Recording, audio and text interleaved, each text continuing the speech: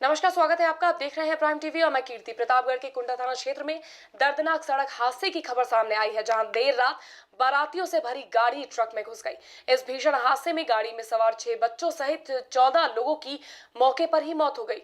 मौके पर पहुंची पुलिस ने कड़ी मशक्कत के बाद गाड़ी को काट कर शवों को बाहर निकाला। हादसे पर मुख्यमंत्री योगी आदित्यनाथ ने भी दुख जताया है। सीएम ने वरिष्ठ अधिकारियों को पीड़ितों की हर संभव मदद करने के निर्देश दिए हैं। मुख्यमंत्री ने मृतकों के परिजनों को 2-2 लाख रुपए का मुआवजा देने की भी घोषणा करी है। इस खबर पर वहीं हमारे साथ ज्यादा जानकारी के लिए इस वक्त फोन लाइन पर जुड़ चुके हैं हमारे संवाददाता प्रेम मिश्रा। तो चलिए उनसे जानते हैं कि क्या कुछ अपडेट इस वक्त सामने आ रही है।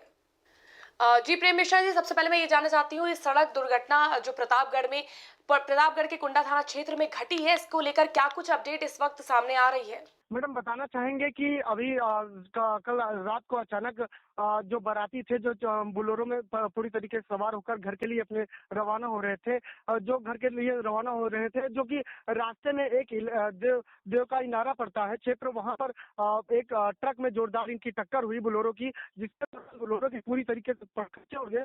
अब बोलेरो में 14 व्यक्ति मौके पर मौजूद थे, जिसमें से बताया जाता है कि 8 युवक और 6 बच्चे थे, जो कि 10 वर्ष से उम्र से कम थे, जिनकी मौके पर ही मौत हो गई। स्थानीय लोगों ने जब ट्रक और बोलेरो की जोरदार टक्कर की आवाज सुनी तो वहां के जो ग्रामीण थे वो वहां पर दौड़कर भागते हुए घटनास्थल तक पहुंचे और वहां लोगों ने पुलिस को वहां पर इंफॉर्मेशन किया, वहां पर पुलिस को फोन के माध्यम से सूचित किया। मौके पर पुलिस बल पहुंची, सीओ कुंडा, एसडीएम कुंडा, अन्य भारी पुलिस बल कई स्थानों की वहां पर मौजूद हुई। पुलिस अधीक्षक प्रतापगढ़ भी घटना की जानकारी पाते ही मौके पर पहुंचे और जेसीबी अन्यत्र यंत्रों के माध्यम से जो वहां पर जो उसके अंदर फंसी हुई डेड बॉडी थी उनको बाहर निकाली गई। पूरी डेड बॉडी को कुंडा सीएचसी लाई गई, जो कि पूरी तरीके से 14 के 14 व्यक्ति मौके पर ही मौत हो चुकी थी। मैडम यदि बात करें अभी हाल की ही अपडेट की, तो हाल में ही अभी सीओ कुंडा से बात हुई तो उन्होंने बताया कि बॉडी को जो है वो जिला अस्पताल भेज दिया गया है इनके पोस्टमार्टम के लिए।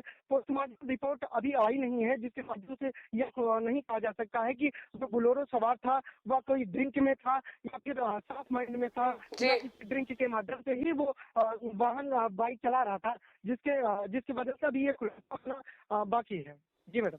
इसके अलावा वाले जो ट्रक चालक है उसके ऊपर कोई कार्रवाई करने की बात सामने आ रही है? जी बिल्कुल मैडम जी, बात करेंगे यदि ट्रक चालक की, तो ट्रक चालक अभी मौके पर शायद नहीं पाया गया है, जिस वजह से जो ट्रक है वो बताया जाता है कि पंचर होकर वहां पर खड़ी थी, जो ये अनियंत्रित बोलेरो ही ट्रक में जाकर घुसी है। मैडम एक तरीके से यदि प्रशासन की बात करें तो यहाँ पर प्रशासन भी पूरी तरीके से लापरवाह नजर आता है कि कहीं ना कहीं यदि जब ये घटना हो जाती है तो मौके पर प्रशासनिक अधिकारी जो होते हैं, पूरा प्रशासनिक अमला मौके पर मौजूद हो जाता है, भारी प्रशासनिक अधिकारियों का जमावड़ा हो जाता है। यदि यही जमावड़ा पहले हो जाए, जो वो क्षेत्र है, जो देवराज का इनारा क्षेत्र है, लोग बताते हैं कि वो दुर्घटना बहुमूल्य क्षेत्र है, जहाँ पर आए दिन दुर्घटनाएं होती रहती हैं।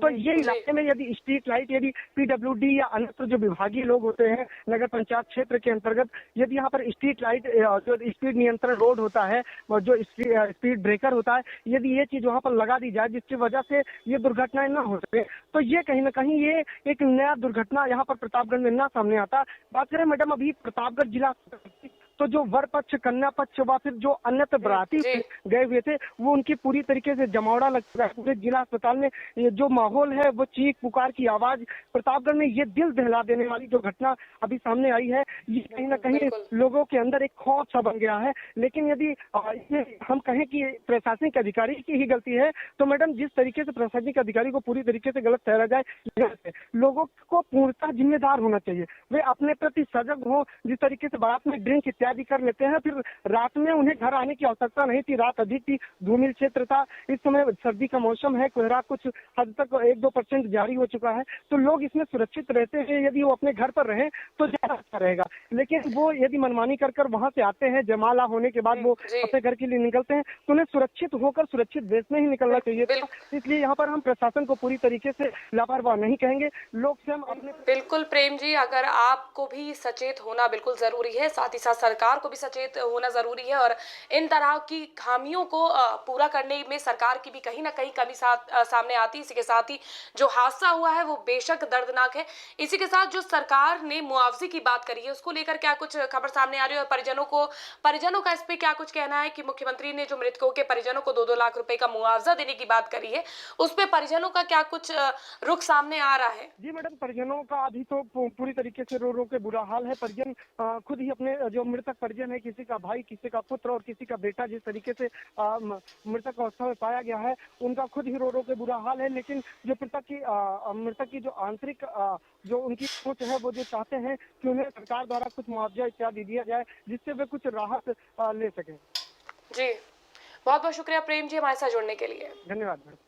तो ये थे हमारे साथ प्रेम मिश्रा, जिन्होंने बताया कि किस तरह से प्रतापगढ़ में ये दर्दनाक सड़क हादसा हुआ जिसमें 6 बच्चे समेत 14 लोगों की मौत हो चुकी है। जी हाँ, ये पूरी बोलेरो गाड़ी में ये सभी लोग बाराती थे और बारात से घर को वापस जा रहे थे जिस वक्त प्रतापगढ़ के कुंडा थाना क्षेत्र में ये सड़क हादसा हुआ, जिसको लेकर सरकार ने भी तमाम लोगों के, जिन मृतकों के परिजनों को मुआवजा देने की बात करी है। साथ ही पूरे घर में कोहराम मचा हुआ है, एक तरह से सन्नाटा पसर गया है, लोगों का बुरा हाल है रो रो के।